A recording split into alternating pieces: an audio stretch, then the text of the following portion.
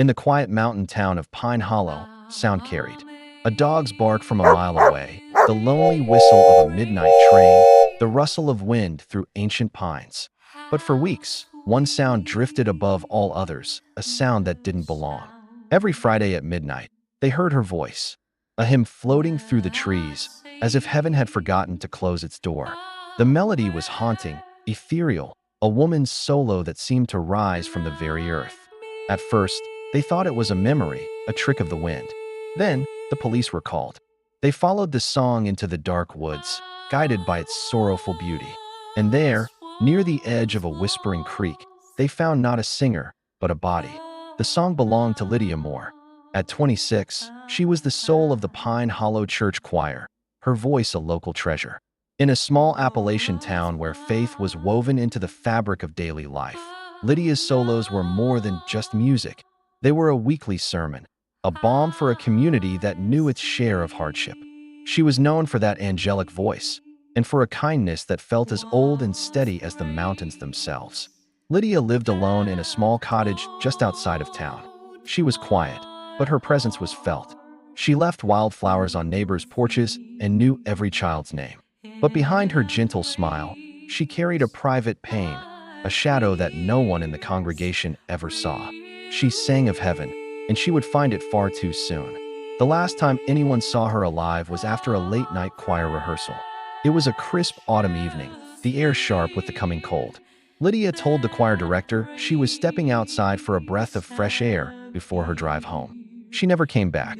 Her car was found in the church parking lot, exactly where she'd left it. Her keys were inside, resting on the passenger seat next to her phone and her well-worn hymn book. It was as if she had simply evaporated. Police checked her phone, hoping for a clue, a last text, a final call. What they found was a short, accidental audio recording. It captured the last few seconds of her life. On it, you could hear the faint, ambient hum of the forest at night, and then a man's voice, whispering two chilling words, "He's waiting." The search began at dawn. Detective Marcus Hale, a man who understood the town's secrets better than most, led a team into the sprawling woods behind the church.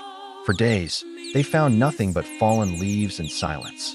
The woods that once echoed with Lydia's song had gone quiet. But then, the music stopped, and the evidence began to speak. A volunteer, combing the brush near the creek, found it. A piece of fabric, torn and muddied, caught on a thorny branch. It was the deep crimson of the choir's robes, stained with a darker, more final shade of red.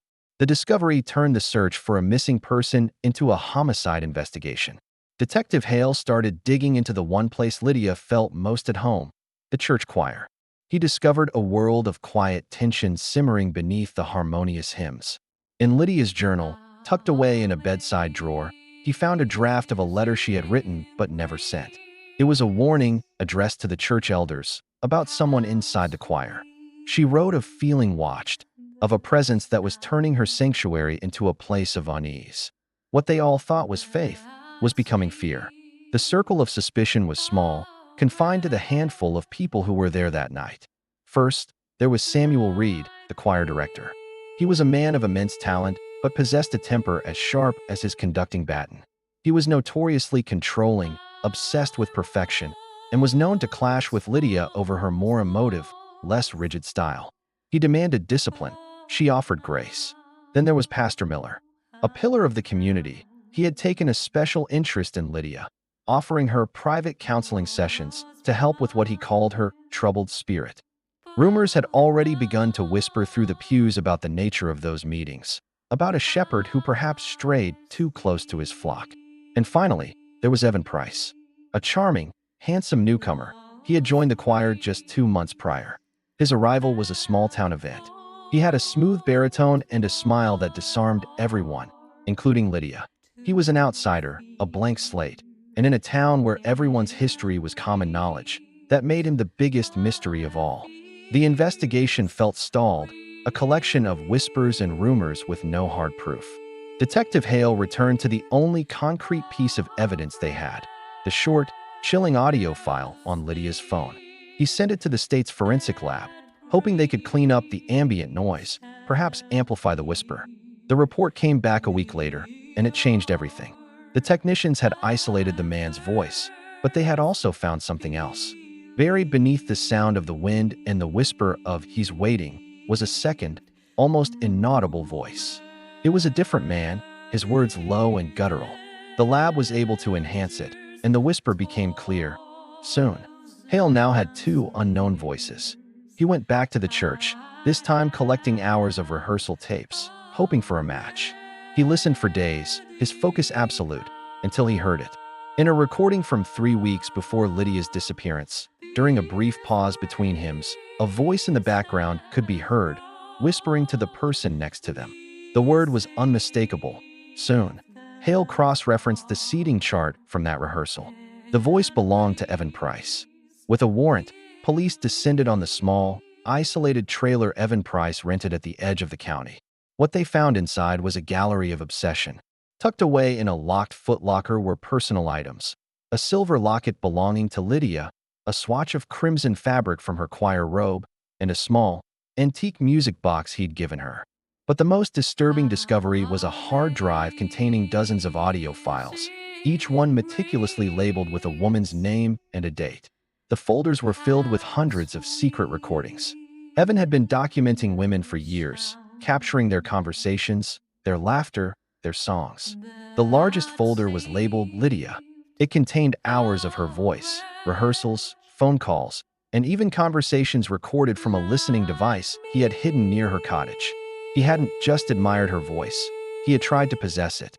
Under interrogation, the charming facade crumbled. Evan confessed. He had become fixated on Lydia, on the purity of her voice. When she discovered he had been secretly recording her, she was horrified and threatened to go to the pastor and the police. In that moment, his obsession curdled into panic. He lured her outside that night under the pretense of an apology, with an accomplice waiting. He said he never meant to kill her, only to scare her into silence. But in the struggle, he had gone too far. He buried her in a shallow grave by the creek, the one place he knew she loved. And the singing? The haunting midnight choir that terrified and mesmerized Pine Hollow? It was a cruel accident of nature. Evan had buried her still wrapped in her torn choir robe. The wind, funneling through the narrow creek valley, would catch the fabric, and the specific way it was ripped and draped over the branches of her makeshift grave created a low, melodic hum.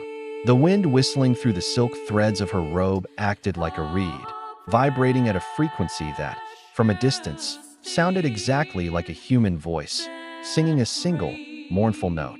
The choir didn't just lose their voice, they buried it. Lydia's body was recovered from the shallow grave by the creek. Evan Price was sentenced to life in prison. His accomplice, a transient Evan had paid to help, was never found. The Pine Hollow Church choir disbanded, the silence in the sanctuary becoming a memorial to the voice it had lost. In Pine Hollow, songs became secrets, and whispers became truth. The town tried to move on, but the memory of the midnight choir lingers. Some say it was just the wind, a freak of acoustics and a town's collective grief. But others, on cold, clear nights when the moon is full and the world is still, swear they can still hear it. A faint, lonely hymn, drifting through the valley. As if Lydia Moore is still singing, somewhere out there in the dark. Thank you for joining us for this story. If you're intrigued by mysteries that linger in the shadows, be sure to subscribe to our channel and turn on notifications. We have many more secrets to share.